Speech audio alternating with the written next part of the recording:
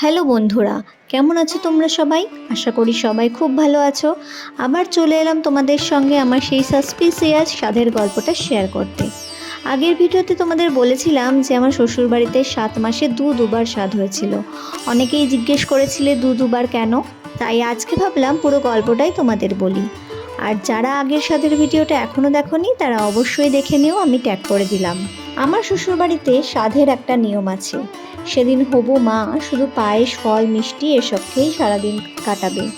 আর আমি ছোটবেলা থেকে অনেক জায়গায় দেখে এসেছি যে স্বাদের দিন সুন্দর করে অনেক রকম খাবার সাজিয়ে হবু মাকে খাওয়ানো হয়। তাই আমারও খুব ইচ্ছা ছিল আমাকেও সেরকমভাবে সাজিয়ে গুছিয়ে আমার পছন্দের খাবারগুলো খাওয়ানো হোক। কিন্তু আবার মনে হলো নিয়ম তো নিয়মই, ওটা না মানলে যদি কিছু খারাপ হয়ে যায়, এরকম একটা ভয় বা খুঁতখুঁত থেকে আমি চেয়েছিলাম নিয়ম মেনেই স্বাদ হোক। তখন আমার মামনি মানে আমার শাশুড়ি একটা খুব মিষ্টি কথা বলেছিল একদিন নিয়ম মতো স্বাদ হবে আর আরেকদিন তোর মনের মতো করে সব আয়োজন করা হবে। সেদিন সবাই মিলে খাওয়া দাওয়া করব, মজা করব।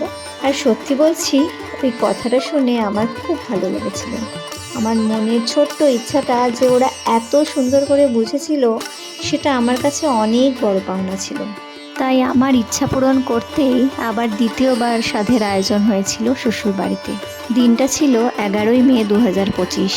আর ওই দিনটা আমার খুব একটা স্পেশাল মেমোরি হয়ে থাকবে সব সময়। আজকের মতো এইটুকুই। ভিডিওটা ভালো লাগলে অবশ্যই লাইক, কমেন্ট আর শেয়ার করতে ভুলো না। তোমরাও জানাও কেমন ছিল তোমাদের স্বাদের এক্সপিরিয়েন্স। অনেক ভালোবাসা রইল তোমাদের জন্য। আর অবশ্যই চ্যানেলটা সাবস্ক্রাইব করে পাশে থেকো।